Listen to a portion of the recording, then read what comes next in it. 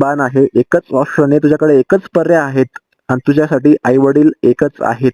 ठीक आहे. आणि त्या आई आई वडील वडिलांसाठी एकच आहे भाई. त्या आई खरं आहे भाई. आई वडिलांसाठी वडिलांसाठी तर केलेलं त्या असेल ना तर केलेल्यामधून त्या मी आई भाई वडिलांची दादा. जाणीव ठेव. ठीक आहे. जाणीव ठेव त्यांची, की त्यांनी मला किती खर्च केलाय. त्यांनी माझ्या 10वी पर्यंत किती खर्च केलाय. त्यांनी मला जे लागलं ते दिलं. ठीक आहे. त्यांनी मला लाडू लागले लाडू दिले. ते वेळेवर भेटायला यायचे.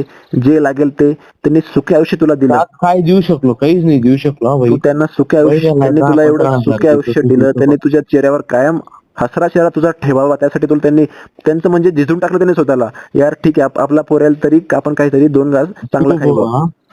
खरं आहे भाई. आणि त्यांनी मी तुझा काय देऊ विचार केला. शकतो?